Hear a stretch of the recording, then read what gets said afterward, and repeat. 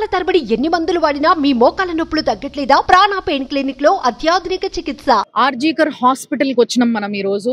ముఖ్యంగా మన సౌత్ నుంచి వచ్చిన ఏకైక ఛానల్ సుమన్ టీవీ. మీ అందరికీ అసలు ఇక్కడ ఏం జరిగిందో స్పష్టంగా చూపించే ప్రయత్నంలో ఎక్స్క్లూజివ్ గా మీ అందరి కోసం ఈ రోజు నేను కోల్కతాలో ఉన్న ఈ హాస్పిటల్ కి వచ్చిన, ఆర్జీకర్ హాస్పిటల్ కి.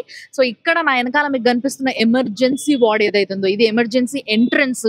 మీరు కనబడుతుంది కదా మీకు వెనకాల, మొత్తం క్లోజ్ చేయడం జరిగింది దాన్ని. బేసిక్ గా ఎమర్జెన్సీ వార్డ్ అనేది దానికి అడ్డంగా ఒక చిన్న వెహికల్ ఒక నిమిషం ఆపితేనే అసలు హంగామా వేస్తారు.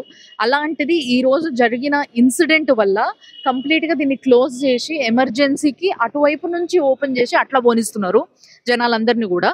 సో యాక్చువల్లీ ఇది ఎందుకు క్లోజ్ చేసినారు అనేది చెప్తాను నేను. ఎందుకు అని అంటే ఇదే బిల్డింగ్ ఇప్పుడు నా వెనకాల కనబడుతుంది కదా, ఈ బిల్డింగ్ లా 3rd ఫ్లోర్ లా ఆ అమ్మాయి ట్రైనీ డాక్టర్ గా, అంటే పీజీ కంప్లీట్ చేసుకొని ట్రైనీ డాక్టర్ గా, కొంచెం అంటే ట్రైనీ కాబట్టి కొంచెం స్టెఫిన్ వస్తుంది. సో ఆ స్టెఫిన్ తీసుకుంటూ ఇక్కడ వర్క్ చేయడం జరుగుతుంది. ఆ అమ్మాయి ఉద్యోగం చేసే ఆ గంటలు ఏవైతే ఉన్నాయో అవి 36 గంటలు, అంటే 36 hours ఆఫ్ వర్కింగ్. అంటే 36 hours వర్కింగ్ చేస్తున్న ఒక మహిళ అలిసిపోయి ఒక సెమినార్ హాల్లో పడుకుందాం, కొంచెం రెస్ట్ తీసుకుందాము, ఒక 2 గంటలు, ఒక గంటనో టైం దొరికింది కదా అని చెప్పేసి పాపం అలిసిపోయిన పిల్ల ఇంకొక 2 గంటలల్లా ఆమె ఉద్యోగం కంప్లీట్ చేసుకుని ఇంటికి పోవాల్సిన పిల్ల రాత్రి 2 గంటలకు ఆ సమయంలో 2 గంటలకు 3 గంటలకి కొంతసేపు అట్లా పండుకుందామని పండుకోగానే ఆమె పైన ఈ అఘాయిత్యం జరిగింది. సో ఆమెకి అభయాన్ని పేరియడం జరిగింది. ఆ అభయకు న్యాయం కావాలి అని చెప్పి చాలా మంది వెనకాల చూసారు కదా, జస్టిస్ కావాలి అని చెప్పేసి జస్టిస్ ఫర్ అభయ అని చెప్పి రాసిండ్రు. అయితే ఇక్కడ ఏంది అని అంటే ప్రతిరోజు ఈ అమ్మాయి, ఈ అభయ ఎవరిపైన అయితే ఈ అఘాయిత్యం జరిగిందో, విక్టిమ్ ఎవరైతే ఉన్నారో, ఇక్కడ నుంచే ప్రతిరోజు ఇట్లా అని ఈ ఎంట్రన్స్ నుంచే లోపలికి వెళ్ళేదట ప్రతిరోజు ఉద్యోగం చేయడానికి. ఇదే ఎంట్రన్స్ నుంచి ఆ సంజయ్ రాయ్ అనే ఎవరైతే కిరాతకుడు ఉన్నాడో ఆయన కూడా ఇక్కడ నుంచే పోతాడంట. సో ఆయన ఏంది అని అంటే బేసిక్ గా పోలీసులు కాంట్రాక్ట్ బేస్డ్ గా ఆయనని ఉద్యోగంలో పెట్టుకున్నారంట. సో కొన్ని పనులు చేయడానికి. మనందరికీ తెలుసు కాంట్రాక్ట్ బేస్ గా కొంతమంది పోలీసులు కొంతమందిని వర్క్ లో పెట్టుకుంటారు. ప్రతి నెల 15,000 అట్లా కొంచెం పైసలు ఇచ్చేసి పెట్టుకున్న ఒక వర్కర్. ఇక పోలీసు వాళ్ళు మనకు అండగా ఉన్నారు కదా అని చెప్పేసి ఒక కిరాతకమైన ఆలోచనతోని ఆ పిల్లని ప్రతిరోజు, అభయాన్ని ప్రతిరోజు పోతుండగా వస్తుండగా గమనించేటోడంట ఈ సంజయ్ రాయ్ అనేటోడు. అంతేకాకుండా ఇద్దరు కూడా ఇదే ఎంట్రన్స్ లో పోవడము.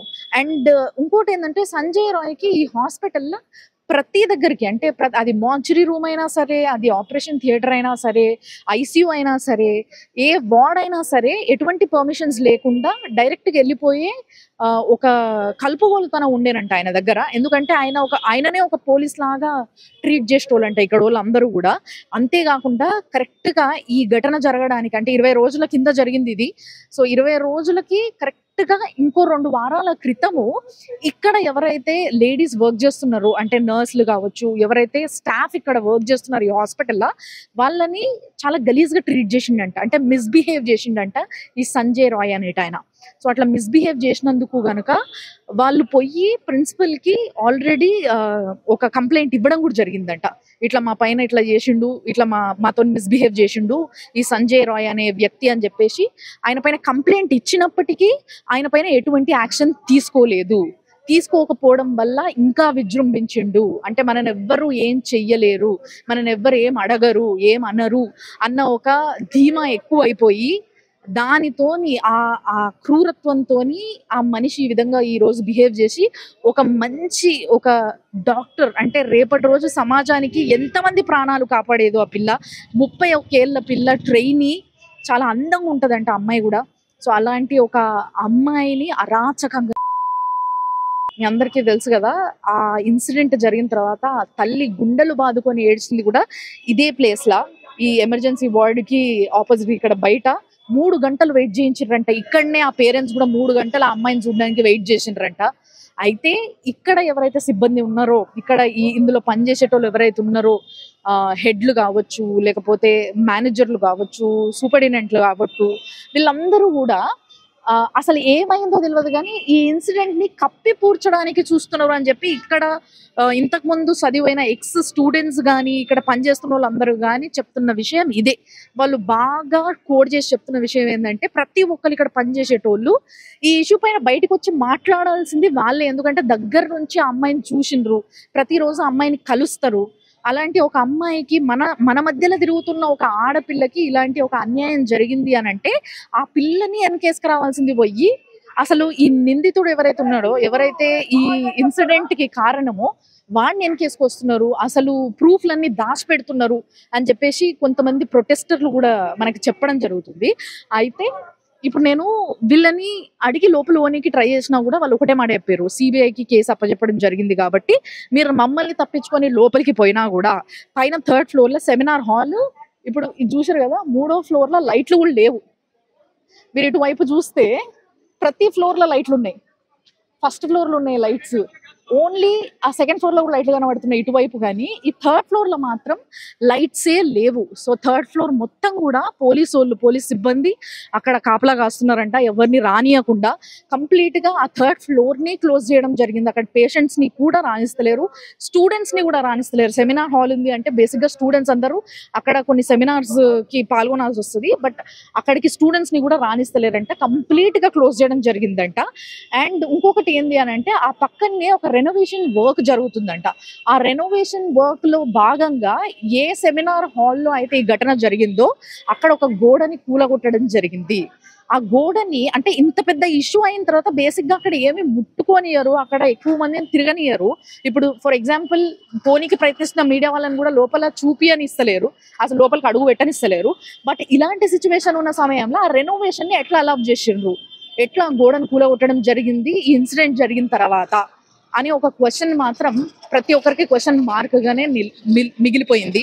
అండ్ ఇంకొకటి ఏంది అని అంటే ఆ అమ్మాయి ఇంకొక 2 గంటల్లో ఇంటికి వెళ్ళిపోవాల్సిన పిల్ల పొద్దున 11 వరకే కూడా ఇంకా ఇంటికి రాకపోయేసరికి తల్లి తండ్రి ఒక్కసారిగా ఏమైపోయిందో అసలు. అంటే రాత్రి పడుకునే ముందు తల్లిదండ్రితో మాట్లాడిన పిల్ల, నేను తిన్నా ఇప్పుడే కొంచెం రెస్ట్ తీసుకొని మళ్ళీ డ్యూటీకి ఎక్కాలే, కొంచెం రెస్ట్కి టైం దొరికింది నాకు అని తల్లి తండ్రికి ఫోన్ చేసి చెప్పి అప్పుడే జస్ట్ పడుకున్న పిల్ల పైన ఈ అఘాయిత్యం జరిగింది. అందరికీ రేజ్ అయిన క్వశ్చన్ ఏంది అని అంటే ఒక్కడు కాదు, ఇది ఈజీగా ఒక 3-4 కలిసి చేసిన అఘాయిత్యం, అంటే సామూహిక అఘాయిత్యం అని చెప్పేసి ఒక కన్క్లూజన్కి వచ్చిండ్రు. కానీ ఇప్పటికీ కూడా సంజయ్ రాయ్ కాకుండా ఇంకా ఎవరు చేసిండ్రు, ఇంకా ఎవరు ఈ అఘాయిత్యంలో పాల్గొన్నారు అన్న విషయాన్ని మాత్రం ఇంకా ఎటువంటి ఇన్ఫర్మేషన్ బయటకు లేదు. సిబిఐ దీనిపైన అన్ని రకాలుగా ట్రై చేస్తుంది, అసలు ఏం జరిగింది ఆ రోజు, ఎవరెవరు ఉన్నారు అని చెప్పి. కానీ సీసీ కెమెరాస్ ఏవైతే ఉన్నాయో ఇప్పుడు ఇక్కడ కూడా మీరు చూడొచ్చు, లోపల వైపు సీసీ కెమెరాస్ ఉన్నాయి, బయట చూస్తే ఒక్క సీసీ కెమెరా కూడా కనిపిస్తలేదు. సో ఎక్కడి నుంచి అయితే లోపలికి పోవాలనో బేసిక్ గా ఆ గేట్ నే ధ్వంసం చేయడం జరిగింది. అంటే పేరెంట్స్ ని కూడా అసలు డెడ్ బాడీని చూడనీయకుండా, అంటే ఫస్ట్ ఇక్కడ నుంచి ఫోన్ చేసేసి మీ అమ్మాయికి హెల్త్ బాగాలేదు అని చెప్పిన ఒక 15-20 నిమిషాలకే మళ్ళా ఫోన్ చేసి తల్లిదండ్రులకి మీ అమ్మాయి అటెంప్ట్ చేసుకుంది అని చెప్పేసి, అంటే ఆత్మహత్యాయత్నం చేసుకుంది అని చెప్పేసి కంప్లైంట్ చేయడం జరిగింది పేరెంట్స్ కి. అసలు అది ఏందో అర్థం కాని తల్లిదండ్రులు ఒక్కసారిగా షాక్ లో ఉరుకొచ్చినాక ఇక్కడ ఆగిపోయి, అంటే ఇక్కడ వాళ్ళ తల్లిదండ్రులను కూడా ఇక్కడ ఆపేసి ఒక పిల్ల పాపం ఇక్కడ చదువుకొని ఒక మంచి డాక్టర్ అయిన తర్వాత ఆ పిల్ల బాడీ చూసే అధికారము హక్కు వాళ్ళకు కూడా లేదా? ఒక్కసారి కాలేజ్ లోపలికి వస్తే కాలేజ్లు ఈ విధంగా పనిచేస్తున్నాయా మన దగ్గర? అసలు ఆ సమయంలో ఎప్పుడైతే పేరెంట్స్ వెయిట్ చేస్తున్నారో ఇక్కడ, అప్పుడు చాలా మంది బలవంతంగా లోపల పోవడానికి ట్రై చేసిండ్రు. అట్లా ట్రై చేసినప్పుడే ఈ ఏవైతే గేట్స్ ఉన్నాయో ఈ గేట్స్ అన్నిటిని కూడా ధ్వంసం చేసిండ్రు, మొత్తం ఇరగొట్టేసిండ్రు. సో అందుకోసం ఈ గేట్ అంతా కూడా ఇరిగిపోయింది. దానివల్లే ఇక్కడ జస్ట్ ఒక ఇది బ్యారియర్ ఒకటి అడ్డం పెట్టుకొని చైర్లు వేసుకొని బయట కూర్చున్నారు పోలీసులు అందరూ కూడా. ఆడోళ్ళు వస్తే ఆడోళ్ళని ఆపడానికి, మొగోళ్ళు వస్తే మొగోళ్ళని ఆపడానికి, మగ పోలీసులు ఆడ పోలీసులు అందరూ కూడా బయట ఉన్నారు. సో అది పరిస్థితి ఈడ.